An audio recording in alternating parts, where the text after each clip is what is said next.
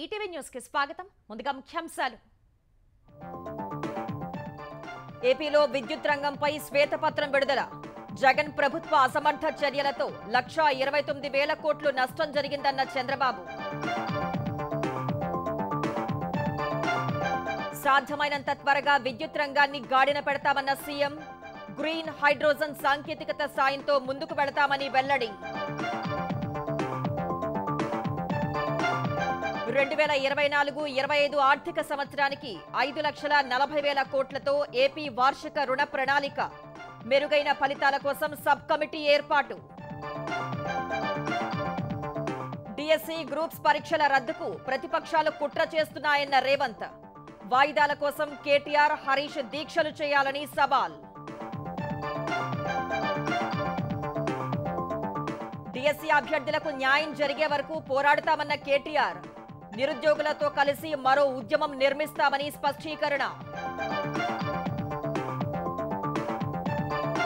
తెలంగాణలో జాతీయ రహదారుల విస్తరణకు సహకరిస్తామన్న సీఎం. RRR నిర్మాణానికి కలిసి రావాలని NHAIకి రేవంత్ విజ్ఞప్తి. ఉత్తరప్రదేశ్ హాత్రస్ తొక్కిసలాటకు నిర్వాహకుల నిర్లక్ష్యమే కారణమన్న సిట్. 6 అధికారుల్ని సస్పెండ్ చేసిన యూపీ సర్కార్. యుద్ధ భూమిలో సమస్యలు పరిష్కారం కావన్న మోదీ. చర్చలతోనే సాధ్యమని రష్యా, ఉక్రెయిన్కు సూచన. భారత్ సహకరిస్తుందని వెల్లడి.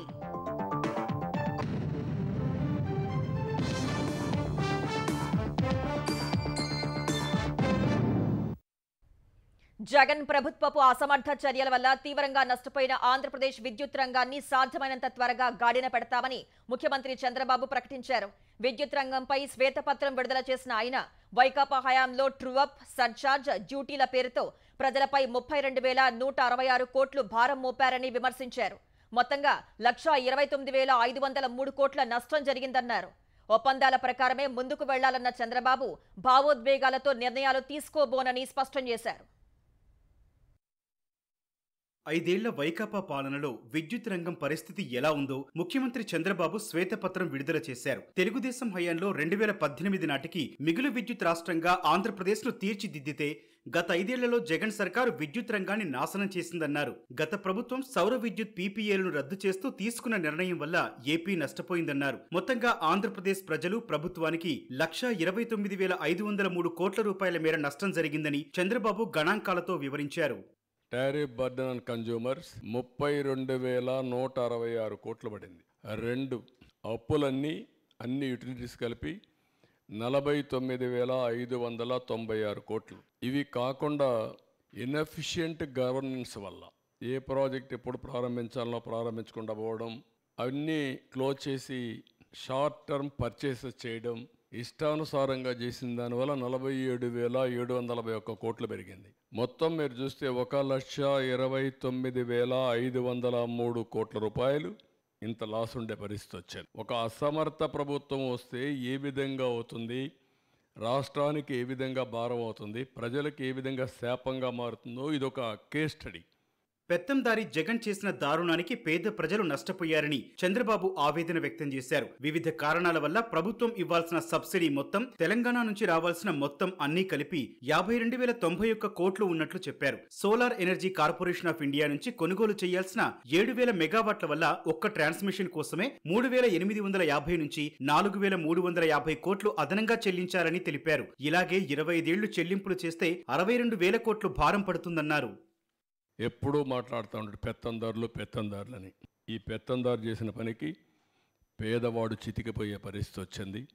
అన్నింటికంటే ముఖ్యంగా 50 యూనిట్లు వాడిన వ్యక్తులపైన 98% పెంచారు. వీళ్ళ దగ్గరుండే డబ్బుల్ని APSBCL బాండ్స్ కొనుగొన్నారు. ఈ డబ్బుల్ని తీసుకుపోయి బ్రివరీస్ కార్పొరేషన్లో పెట్టి ఆ డబ్బులు తీసుకుపోయి గవర్నమెంట్లో సబ్సిడీస్ ఇచ్చుకోవడం, ఖర్చులు పెట్టడానికి ప్రయత్నం చేశారు. అంటే ఎంత నీచంగా ఎక్కడ డబ్బులు దొరికితే అక్కడ కన్నుబడి ఆ డబ్బులు తీసుకుపోయి ఖర్చు పెట్టేసేయడం.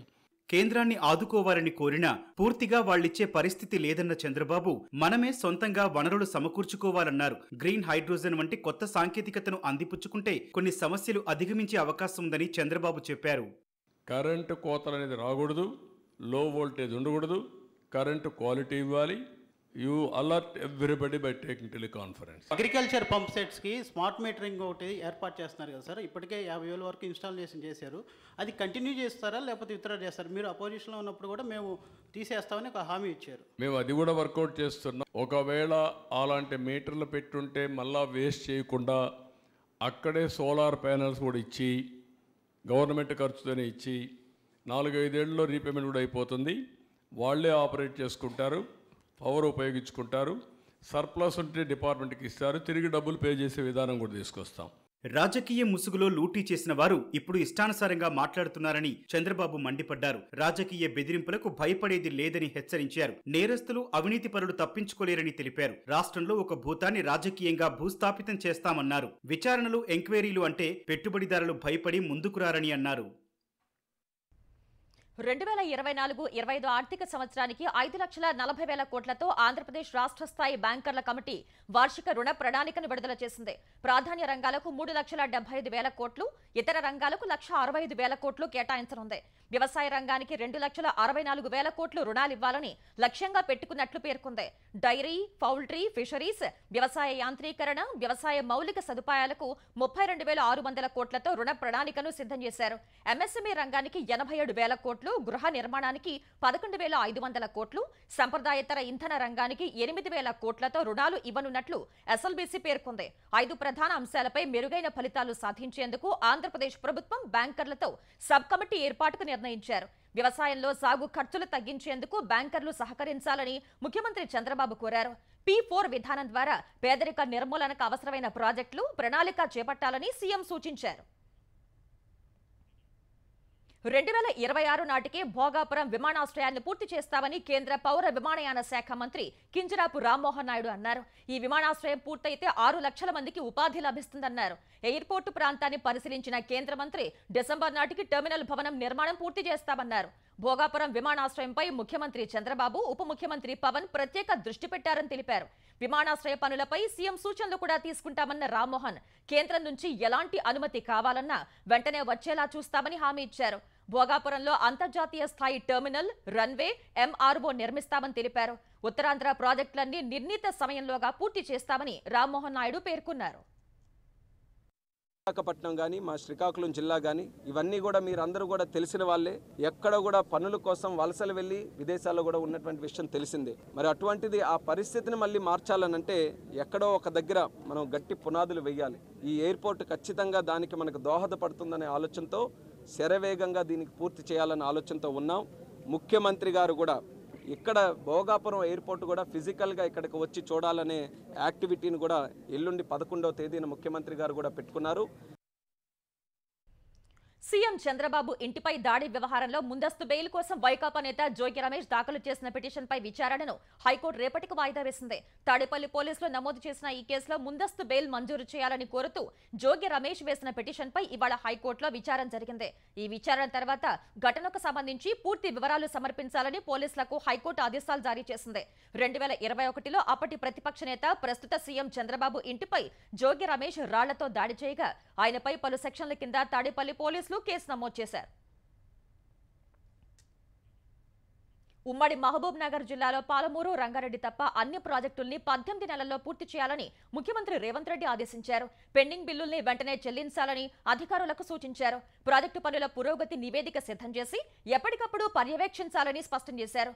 మహబూబ్ నగర్ పర్యటనలో పలు అభివృద్ధి పనులకు రేవంత్ రెడ్డి శంకుస్థాపన చేశారు.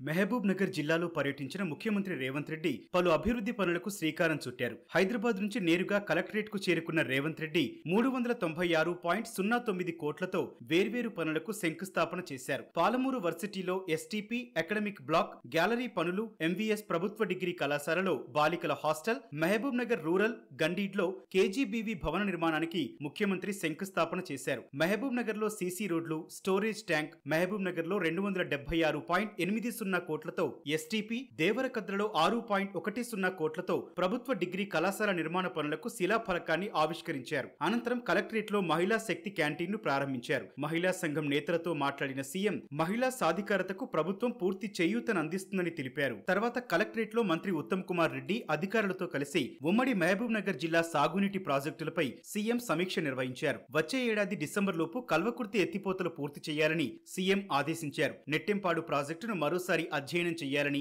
సాంకేతిక ఇతర సమస్యలను గుర్తించాలని సూచించారు. ప్రాజెక్టు పూర్తికి ఎంత సమయం పడుతుంది, ఎన్ని నిధులు కావాలో నివేదిక రూపొందించాలని ఆదేశించారు. ఆర్డీఎస్ కు సంబంధించి కర్ణాటక, ఆంధ్రప్రదేశ్ తో చర్చించాల్సిన అంశాలపై వివరాలు సిద్ధం చేయాలని స్పష్టం చేశారు. పాలమూరు, రంగారెడ్డి తప్ప అన్ని ప్రాజెక్టులను 18 నెలల్లో పూర్తి చేయాలని సీఎం ఆదేశించారు. ప్రతి ప్రాజెక్టు వారీగా సూక్ష్మ స్థాయిలో పురోగతి నివేదిక తయారు చేసి మండలం, గ్రామాల వారీగా ఆయకట్టు వివరాలను రూపొందించాలని ఆదేశించారు. ప్రతి ప్రాజెక్టు పురోగతిని 30 రోజులకొకసారి సమీక్షిస్తానని, క్షేత్రస్థాయిలో సందర్శించి పూర్తి నివేదికలు ఇవ్వాలని ఆదేశించారు. పార్టీ బలహీనపడినప్పుడల్లా విద్యార్థుల భావోద్వేగాలతో శవ రాజకీయం చేసి పార్టీని బతికించుకునేందుకు కేసీఆర్ ప్రయత్నిస్తారని ముఖ్యమంత్రి రేవంత్ రెడ్డి ఆరోపించారు. పోటీ పరీక్షలు వాయిదా వేయాలనే వాదనలో బలం ఉంటే KTR, Harish Rao OU arts college ఎదుట ఆమరణ నిరాహార దీక్ష చేయాలని సీఎం సవాల్ విసిరారు. కోచింగ్ సెంటర్ల మాఫియా వాళ్ల వ్యాపారం కోసం కృత్రిమ ఉద్యమాన్ని సృష్టించిందని రేవంత్ రెడ్డి ఆరోపించారు. మహబూబ్ నగర్ బహిరంగ సభలో పాల్గొన్న ముఖ్యమంత్రి రేవంత్ రెడ్డి ప్రతిపక్షాలపై ఘాటు విమర్శలు చేశారు. గత 10 ఏళ్లలో ఎంతో మంది కాంగ్రెస్ ఎమ్మెల్యేలను చేర్చుకున్న కేసీఆర్ కు తన వరకు వస్తే గాని ఆ బాధ తెలియలేదని రేవంత్ ఎద్దేవా చేశారు. కేసీఆర్ కు కాంగ్రెస్ కార్యకర్తల ఉసిరే తగిలిందన్న రేవంత్ ఇక ఆయనకు రాజకీయంగా మనుగడ లేదన్నారు. ఆ ఎమ్మెల్యే పోయిండాను, ఈ ఎమ్మెల్సీ మారిండాను, కేసీఆర్ సన్నాయి నొక్కులు నొక్కుతున్నాడు. మరి ఇన్నాళ్ళు ఎక్కడ పోయినావు నాయనా? మా ఎమ్మెల్యేలను గుంజుకున్నప్పుడు ఈ ప్రభుత్వం ఉండనే ఉండదు, 3 నెలలు కూడా ఉండనీయమని చెప్పి బీజేపీ వాళ్ళు, బీఆర్ఎస్ వాళ్ళు మాట్లాడలేదా? ఇవాళ అక్కడి నుంచి ఈ భూమి మీద బీఆర్ఎస్ఏ ఉండదు, పాతాళానికి పోయిందనే పరిస్థితి వచ్చింది. ఇవాళ ఢిల్లీకి పోయి 4 రోజుల నుంచి హరీష్ రావు, కేటీఆర్, మోడీ చుట్టూతా పిల్లి తిరిగినట్టు తిరుగుతున్నారు. ఏదో ఒకటి చెయ్యి, మమ్మల్ని ఎట్లన్నా కాపాడు అని. కాంగ్రెస్ పార్టీ కార్యకర్తల్ని సతాయించినోడు ఎవడైనా లెక్క చెప్పాల్సిందే. ఇవాళ వంతు కేసీఆర్కు వచ్చింది అని చెప్పి నేను సందర్భంగా తెలియజేస్తున్నా. డిఎస్సీ సహా గ్రూప్స్ పరీక్షల వాయిదాకు ప్రతిపక్షాలు, కోచింగ్ సెంటర్ల వాళ్లు కుట్రలు పన్నుతున్నారని రేవంత్ రెడ్డి ఆరోపించారు. గ్రూప్ 1 మెయిన్స్ కు 1:100 నిష్పత్తిలో పిలిస్తే మళ్లీ కోర్టుకు వెళ్తారని, నోటిఫికేషన్లో లేకుండా ఎలా పిలుస్తారని కోర్టు మళ్లీ రద్దు చేస్తుందని రేవంత్ చెప్పారు. పరీక్షలు వాయిదా వేయాలని కొన్ని కోచింగ్ సెంటర్ల యజమానులు తనను కలిశారన్న ముఖ్యమంత్రి వాళ్ల వ్యాపారం కోసమే వాయిదాలు కోరుతున్నారని విమర్శించారు. ఇవాళ మాకు ప్రభుత్వానికి పోయేదేముంది? ఒకవేళ పరీక్షలు పోస్ట్ పోన్ చేస్తే విద్యార్థులకు నష్టం. కోచింగ్ సెంటర్లు 100 కోట్ల రూపాయలు కొల్లగొట్టడానికి కోచింగ్ సెంటర్లో ఇవాళ పరీక్షల్ని వాయిదా ఏమైనా అడుగుతున్నారు. అన్ని పరీక్షలు 2022లో నోటిఫికేషన్ ఇచ్చినవే. ఆ సన్నాసి పరీక్షలు పెట్టలేదు. ఈ 2 ఏళ్ళు పిల్లలు చదువుతూనే ఉన్నారు, కోచింగ్ సెంటర్ల చుట్టూ తిరుగుతూనే ఉన్నారు. ఎప్పుడు కేసీఆర్ బలహీన పడతాడో, ఎప్పుడు కేసీఆర్ పతనం అవుతాడో, విద్యార్థులను రెచ్చగొట్టి వాళ్ళని సావగొట్టి వాళ్ళ శవాల మీద పార్టీని బతికించుకోవాలని ఈ సన్నాసోడు విద్యార్థుల శవాల కోసం ప్రయత్నం చేస్తున్నాడు. నేను సూటిగా సవాల్ విసురుతున్న హరీష్ రావుకు, కేటీఆర్కు, సన్నాసులారా మీరు దీక్ష కూర్చోండి, మీరు సావనైన సవాలు వాయిదా అయిన పడాలి. ధైర్యం ఉందా? రాండి ఉస్మానియా యూనివర్సిటీకి వచ్చి ఆర్ట్స్ కాలేజ్ ముందల బామార్దుల ఆమరణ నిరాహార దీక్ష కూర్చోండి. మిమ్మల్ని ఎవ్వడు ఆపడు, సూతం ఎన్రోల్ చేస్తారు. అది మాత్రం చెయ్యరు. మీరు మాత్రం సంతోషంగా ఉండాలా? పేదోళ్ళ పిల్లలు దీక్షలతోటి, ఆమరణ నిరాహార దీక్షలతోటి పేదోళ్ళ పిల్లల ప్రాణాలు బలి ఇవ్వడానికి అలా బామార్దులు ఇద్దరు కలిసి కుట్ర చేస్తారు. ఎన్నికల్లో కష్టపడిన కార్యకర్తలకు నామినేటెడ్ పోస్టులు ఇచ్చి న్యాయం చేస్తామని రేవంత్ హామీ ఇచ్చారు. కాంగ్రెస్ ప్రభుత్వానికి గుణపాఠం చెప్పేందుకు నిరుద్యోగులతో కలిసి మరో ఉద్యమాన్ని నిర్మిస్తామని భారాస కార్యనిర్వాహక అధ్యక్షుడు కేటీఆర్ తెలిపారు. డిఎస్సీ అభ్యర్థులకు న్యాయం జరిగే వరకు భారాస వారికి అండగా ఉంటుందన్నారు. ఈ మేరకు సీఎం రేవంత్ రెడ్డిని సామాజిక మాధ్యమం ఎక్స్ వేదికగా ఆయన ప్రశ్నించారు. తొలి కేబినెట్లోనే 25,000తో మెగా డిఎస్సీ అని ఇచ్చిన హామీ ఏమైందన్నారు. 9 నెలలు గడుస్తున్న లక్షలాది మంది డిఎస్సీ అభ్యర్థుల ఆక్రందన సర్కారుకు వినపట్టం లేదా అని ప్రశ్నించారు. మీరు కొలువు తీరితే సరిపోతుందా? యువతకు కొలువులు అక్కర్లేదా అని కేటీఆర్ నిలదీశారు. కనీసం శాంతియుతంగా నిరసన తెలిపే హక్కును కూడా కాలరాస్తున్నారని ఆక్షేపించారు. ఉస్మానియా విశ్వవిద్యాలయం దేశ సరిహద్దుల్లో లేదన్న కేటీఆర్ ఇంతటి నిర్బంధం మళ్లీ ఉద్యమం నాటి పరిస్థితుల్ని గుర్తు చేస్తున్నారని విమర్శించారు. ఇప్పటికైనా డిఎస్సి పరీక్షల వాయిదాతో సహా పోస్టుల పెంపు డిమాండ్లు నెరవేర్చాలని కేటీఆర్ తన పోస్టులో పేర్కొన్నారు. ఎన్నికల్లో ఇచ్చిన హామీలు ఎందుకు అమలు చేయటం లేదని తెలంగాణ ప్రభుత్వాన్ని కేంద్ర మంత్రి భాజపా తెలంగాణ అధ్యక్షుడు కిషన్ రెడ్డి ప్రశ్నించారు. హైదరాబాద్ ఇందిరా పార్క్ వద్ద మహిళా మోర్చా ఏర్పాటు చేసిన ధర్నాకు కిషన్ రెడ్డి ముఖ్య అతిథిగా హాజరయ్యారు. మహిళలకు ప్రతి నెల 2500 తులం బంగారం హామీలు ఏమయ్యాయని ఆయన నిలదీశారు. రాహుల్ గాంధీకి ఢిల్లీకి డబ్బులు పంపాలని కాంగ్రెస్ నాయకులు వ్యాపారవేత్తల్ని బెదిరిస్తున్నారని కిషన్ రెడ్డి ఆరోపించారు. ప్రజలకు రేషన్ కార్డులు ఎప్పుడు ఇస్తారో చెప్పాలని సీఎం రేవంత్ రెడ్డిని డిమాండ్ చేశారు. రేవంత్ రెడ్డి ఏ ఊరికి వెళ్తే ఆ ఊరి దేవుళ్లపై ఒట్లు పెట్టి తప్పించుకుంటున్నారని కిషన్ రెడ్డి ఆగ్రహం వ్యక్తం చేశారు.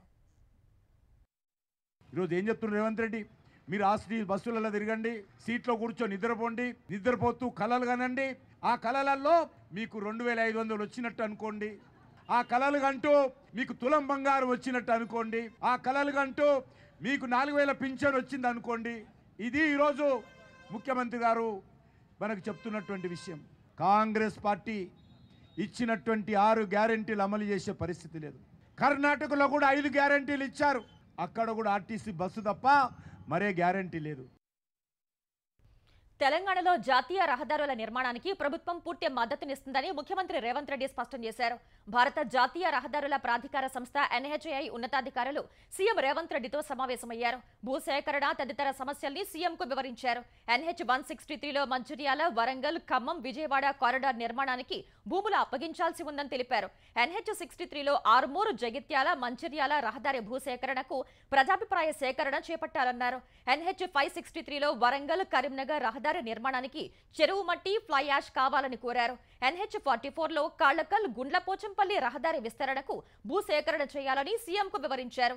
విద్యుత్ సంస్థలతో తలెత్తుతున్న సమస్యల్ని పరిష్కరించాలని కోరారు. ఈ సమస్యలపై రేపు ఆయా జిల్లాల కలెక్టర్లు, అటవీశాఖ అధికారులతో చర్చించి అక్కడికక్కడే పరిష్కరించుకుందామని NHAI అధికారులకు సీఎం తెలిపారు. రీజనల్ రింగ్ రోడ్ నిర్మాణానికి సహకరించాలని రేవంత్ కోరారు. హైదరాబాద్, విజయవాడ రహదారి విస్తరణ పనుల్ని వెంటనే మొదలు పెట్టాలన్నారు. హైదరాబాద్, విజయవాడ మధ్య గ్రీన్ ఫీల్డ్ హైవే మంజూరుకు ఆంధ్రప్రదేశ్ యత్నిస్తోందని అధికారులు చెప్పగా ఏపీతో సమన్వయం చేసుకుని ప్రాజెక్టు చేపట్టాలని సూచించారు.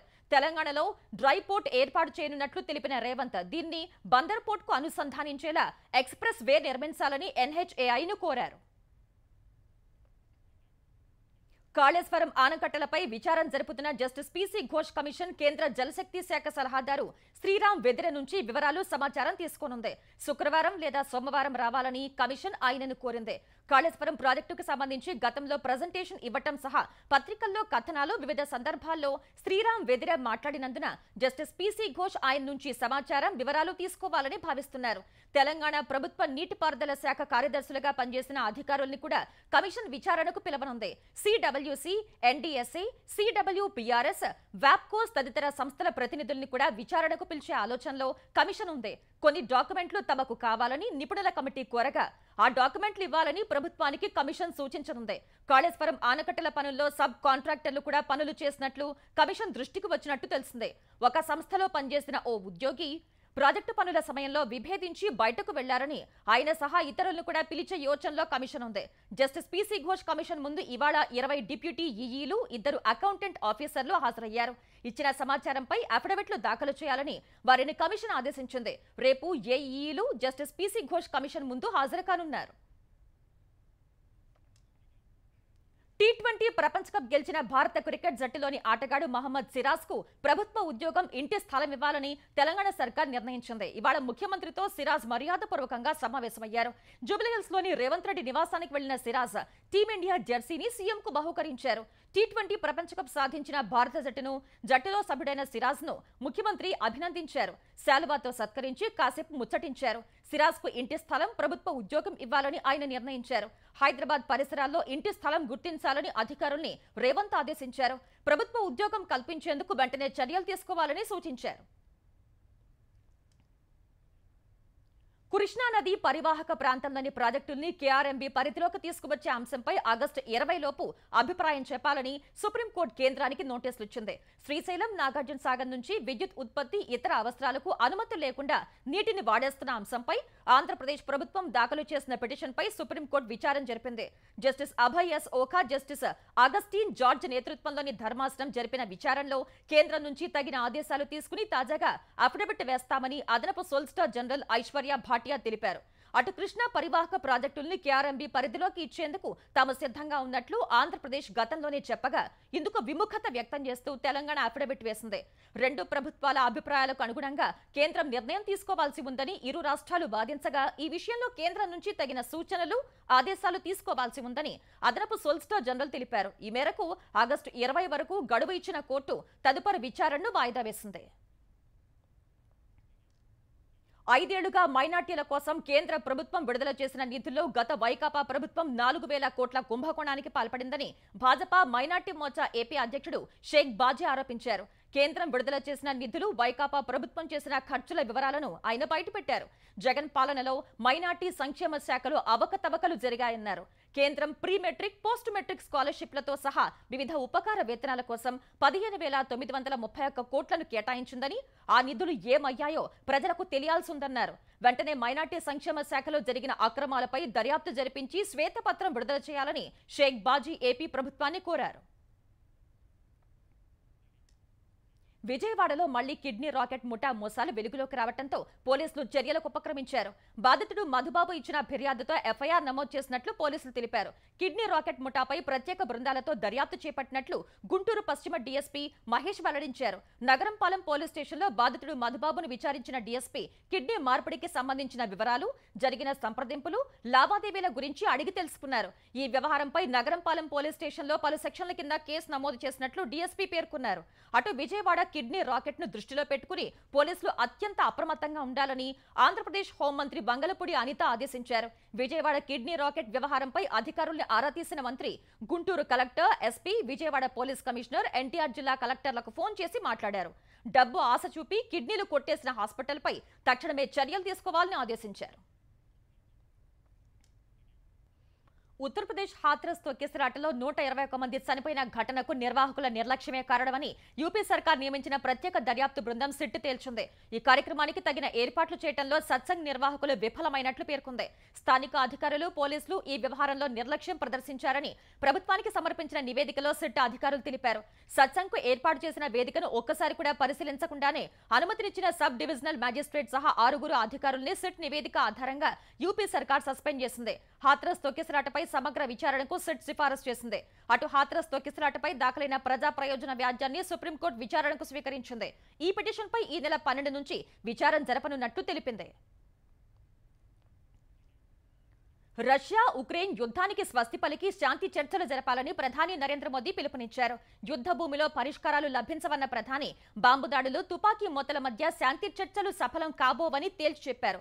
రష్యా పర్యటనలో భాగంగా అధ్యక్షుడు పుతిన్తో 22వ భారత రష్యా వార్షిక సమావేశంలో మోదీ పాల్గొన్నారు. ఈ సందర్భంగా మాట్లాడిన మోదీ ఇంధన రంగంలో భారత్, రష్యా పరస్పర సహకారం ప్రపంచానికి కూడా ఉపయోగపడుతుందన్నారు. గత 5 ఏళ్లుగా ప్రపంచం అనేక సవాళ్లు ఎదుర్కొంటోందని చెప్పారు. మొదట కోవిడ్, తర్వాత వరుస యుద్ధాలు చోటు చేసుకున్నాయని గుర్తు చేశారు. ప్రపంచ దేశాలు ఆహారం, ఇంధనం, ఎరువుల కొరత ఎదుర్కొంటున్న భారత్లో రైతులకు ఎలాంటి సమస్య తలెత్తకుండా చూశామన్నారు. రష్యా సహకారంతో ఇంధన కొరతను కూడా అధిగమించామని గుర్తు చేశారు. ఉక్రెయిన్ అంశంపై భారత వైఖరిని పుతిన్కు స్పష్టం చేసిన మోదీ శాంతి, స్థిరత్వం ఆవశ్యకతను వివరించారు.